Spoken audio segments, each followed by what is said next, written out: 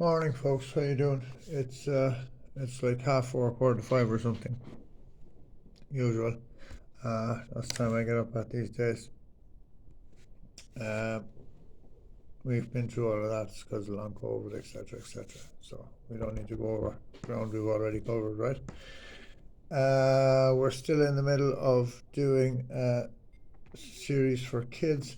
So do me a favor if you have found cheap lures that work extremely well. Will you send them to me? Send me a link or whatever, because I want to make fishing affordable for younger people, right? Let's get them out from behind the phone and the thing and out in nature, and so they can learn about what a wimbrel is and a curlew and what a black-headed gull looks like and what's the difference between a black-headed gull and a tern and an Arctic tern and all the other things that you learn when you're on the coast, right?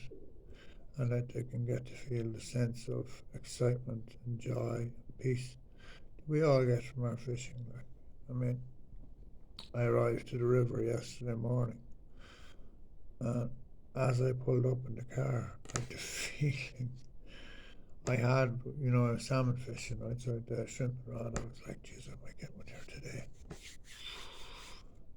It's just brilliant. Like, it's nowhere else will you get it. Sorry, that's my computer.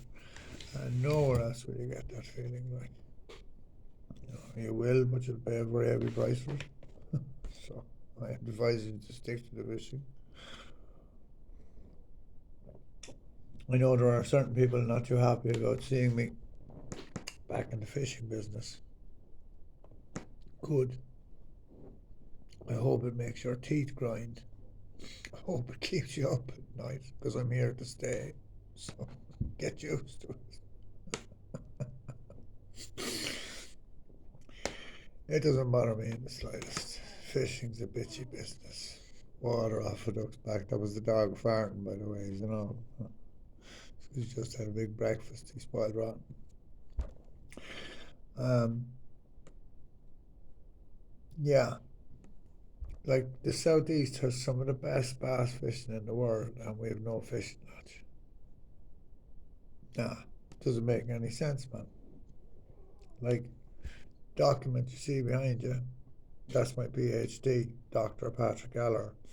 I got that at a time in my life when things were not, let's just say, fantastic.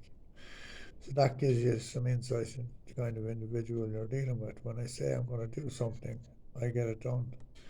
And I am going to build a fishing lodge in the southeast of Ireland, and it is going to be top class. And it is going to showcase the kind of fishing that we usually have. Now, this summer has been a bit crap, but that happens. You get crap summers, right? The weather has been atrocious. Like, tell me when we had 3 or 4 days of settled weather in a row. We didn't, you know. Any time the weather settled and I got out there at night time, I hammered fish, like, do you know what I mean? And I see good anglers out there like Ray, some other chaps who are not on online, who are consistently catching fish, like consistently. Keith Barker, oh look, I've long COVID. The names won't come to me, but the lads from East Cork and around that way, they're murder fish. They're good quality, good stamp of fish, Clive Power here in Waterford out there nailing 60s to 65. There's plenty of fish around. It's just about getting on them, right? And it's not easy. But I've just been outside the back door. It's wet this morning, but it's not cold. And the wind at last has dropped. So my hopes are high for today. I think we'll do okay. But it's fishing, so who knows, right? So I wanted to just talk a little bit about lures again because it just mystifies me what has happened with lures. Like, there's no such thing anymore as innovation. Like, well, there is, but it's not really been picked up on. Like to innovate, to create something new, like to to develop something that hasn't been done before. Like, I mean, a lot of the lures now are copies of lures that have gone before with a new name, and they're done to death. Like, it's grand. Like, you could fish any one of them. Every one of them is just as effective as the next one. Like, now you might think that because it's got a name on the packet, that it makes it a better lure than the lure that doesn't have a name, but it doesn't. It doesn't. It's the action, it's the profile, it's where it's fished and when it's fished and how it's fished and everything else. That's what makes the difference. So, on that note, an absolute classic by Tide Minnow 145 Slim SLD, right? Slim long distance. And when they say long distance, they mean long distance. That thing absolutely boots out, right? I've had more fish than that now. I mean, if you can imagine the amount of fish, that's 20 years old, and look at it. Like, it's still mint. They just make, now granted, I probably only took it out of the box a few years ago, right? I change the hooks in it every year. But I will go nowhere without that lure, because on any given reef, right, there may be fish that will respond to a certain type of lure or whatever, but there are other fish that won't, and there are some fish that will only give a reaction strike, right, which is like you've annoyed them, right? They're territorial and they see this thing in their territory and they think, right, not today, sunshine, and they give it that oomph, right? So, I mean, like, they're no less effective than they used to be, right? It just kind of got out of fashion. Like, it's like weird fashion in fishing, But anyway, but I just will not go anywhere without my jerk baits, right? So that's one of them. Here's little brother in that color, which I think is called Sayori, but look at it. It's beautiful. I know it's Stephen Flynn. Here goes Stevie, look. I know it's his favourite lure, and no, you're not having it. Like, they're just smashing, right? Like out over the trestles or whatever in Dungarvan, they hammer fish, right? Slightly different version, not a whole lot, right? It's the 140 Slim. Got a slightly different action, got a bit more wobble to it, right? Okay, that's colour is a bit more natural. We've gone with the brown back this time, right? The only hard lures people seem interested in buying are top water for whatever reason, right? But even at that, they have a very limited range of like what works and what doesn't, like salt pachinkos. Pachinko wasn't even developed for sea bass. It was developed for those big, huge garfish that they get in France, which they can keep, by the way. They stink. So, look at this thing. That's the Ripple Popper from Tackle House. Nobody wants them, right? They just don't want them. But I guarantee you, that thing absolutely hammers fish. And those who know, I had a very good angler. He's not a social media head, Ken O'Mann. And I haven't heard from Ken in 20 years, and he was like, Pat, you remember me? And it took me a while, but then I placed him. I was like, Jesus, Ken. He was like, have you got Ripple Poppers? I was like, yeah. He said, give me whatever you got.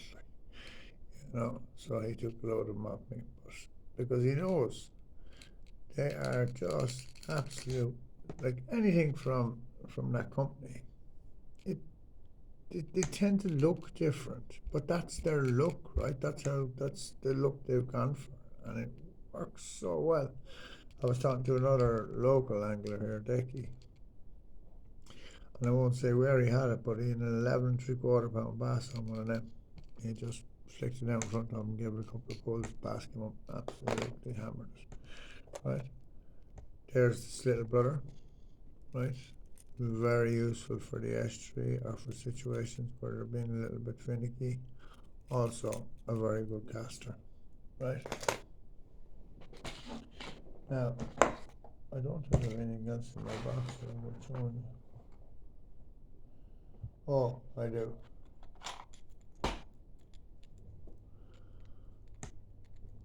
The Nabron. The IMA and Joe got together and designed the lure, and this is what they came up with. And to be honest with you, it is my favourite hard lure of all time.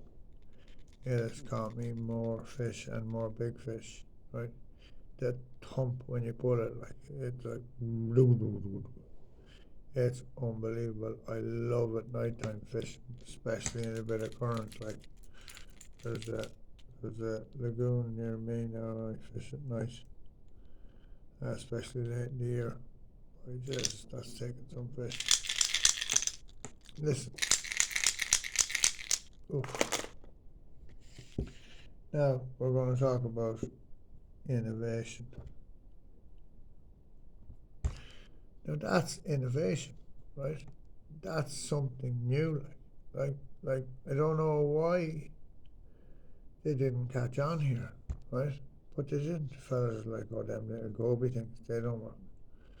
They work like stink. They work incredibly well.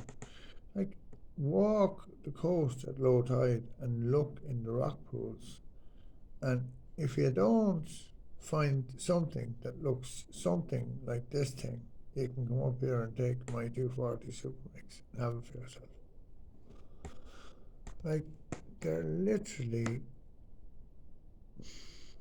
like, they're the right size, they're the right profile. This thing beats like a drum, right? Like, just fabulous lure. And there's little brother, right? The 3/4 ounce. So that's the three, and that might be the half ounce, and that's the ounce. So you can see the difference in size. But they're just fantastic. All the foreign lads seem to have taken to them. Irish fellas, English fellas. Now I think it might be down to certain individuals say something is crap and then everybody believes it and whatever. But I use them, I catch on them. The other one I really like is the sleeper gill. It's a bit bigger, a bit wider,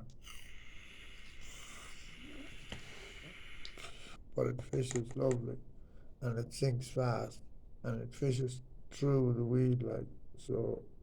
You know, I was fishing it the other night in a fairly weedy spot. Now I had no fish, but there's no fish around. But it was coming back clean every time, man. When you're getting, like, if you're getting clean run after clean run, you start to have confidence, right, that I really have a shot at a fish, right?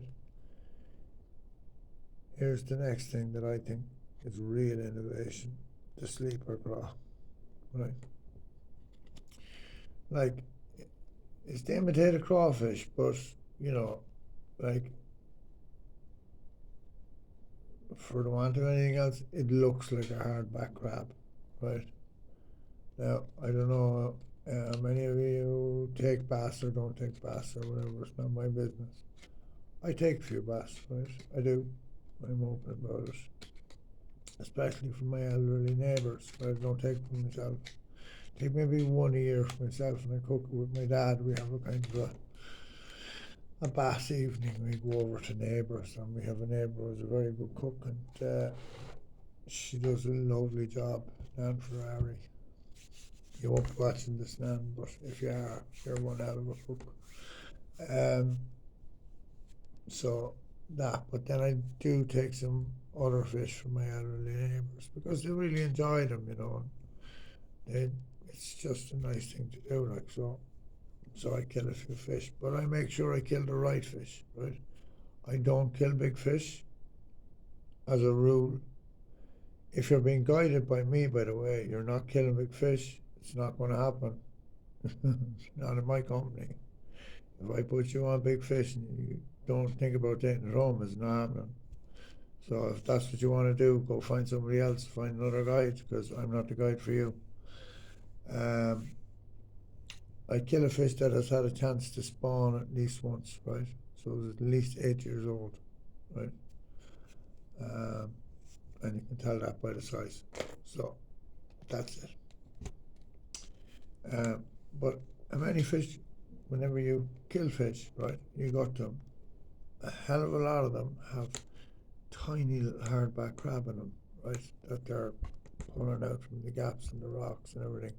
And you can't catch them on hardback crab bait-wise, but they eat the things. It's weird, isn't it?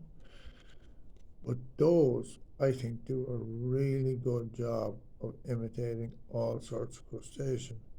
You just have to have the confidence and the patience to fish them slow enough and to fish them tight enough. Like, I was going to a certain spot, maybe a week or 10 days ago, right? And it's a channel, and you have a line of weed, and then you have a gap to the high water mark, right?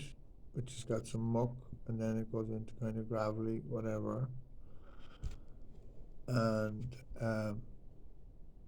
it was near enough high water. The bass weren't in the weed, they were beyond the weed in the muck, right? Three of them rooting around in the muck, right? They were feeding on flake, right? On those, the sand, the grama, whatever they are, the mullet fishermen, I'll give you the name, but I don't know. But incredible, right? And you know they're bass because they absolutely charge out, like, mullet fly off, but they don't charge out like bass do. So it's another reason why we haven't been catching, right? So the bass are on the fleet. I'm going to take you through some other hard lures that I really like. There was a time then that was all I had, right? The Flash Minnow 110. And anytime I found them online, I was literally delighted with myself. An itchy band tackle or something. I'd be like, buy 5 of them. Right? And that's it. I go off fishing for the day with that and nothing else. And I get loads of bass. I mean, it's just a fantastic lure. Right? Still really popular in France, by the way. Flash, look, Crafts, the company's hard to come by. I meant to check last night. There used to be a fella on eBay who did a lot. I'm going to check there now and finish with this. Those are soft plastics. Not talking about those today. Right. The Humble Popper, right? Always have one with me. Always. Right? Now rigged slightly differently, right?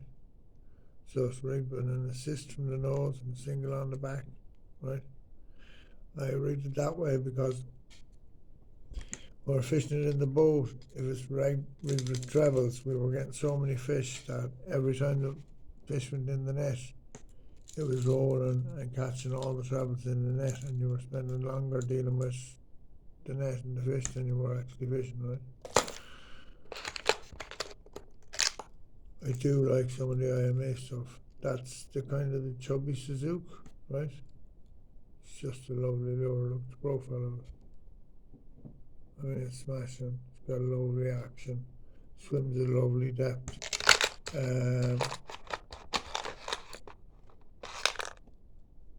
That's the Iborn, right? Shallower than Suzuki, basically a shallow Suzuki, right? This I have bought and not caught on yet, right? It's the my glasses. Where are my glasses? Oh, you know what? Anyway, it's the new IMA. It's top water lure, but it sinks, and then you fish it back up to the top or whatever, and side to side. I think on its day, it's going to do very, very well. And then I like these, the Komodo Slims. I mean, you just have a lovely profile, right? Orange belly, chartreuse back. white sides was not so right. And this is the Skimmer Grande, right? Same size as a Pachinko 145, like. You've got terrible size over the stick over the size of it. I think it's a great lure. I've seen it in the water. The action on it is fantastic. Like, I haven't got a chance to fish brand new, right, out of the packet, so I haven't got a chance to fish it very much, but I'd say it's going to absolutely smash fish. So I'm not going to spend any more time talking to or showing you lures or anything else. All I'm saying is open your mind again to hard lures, right? Because they're really, really, really effective. And open your mind to innovation, right? Don't just write it off because it looks a bit funny or and have the patience to fish those. Like, cast them into a spot where you know fish are in the estuary and just tip, and wait till you feel the take. They really, a lot of times, they really hammer it, like, you know. So that's it for today, folks. We're going to go back to doing the kids stuff tomorrow. As I say, do me a favor, if you've come across any cheap lures, right, that work really well, will you send them to me so I can put together these boxes for kids? Because, you know, when I say kids, I mean teenagers, lads who are big enough to fish, like, because I just want to get them out there. I just want to give them a chance. And 30 quid a pop for that, man, that's 26 quid or something. That's a lot of money, like, you know what I mean? So, yeah. So do me that favor and let's get some young people involved in fishing. That's the aim. Other than that, tight lines, everybody. Have a great day. Hopefully we catch some fish, please God. And we'll talk to you tomorrow. Okay, tight lines. Bye bye.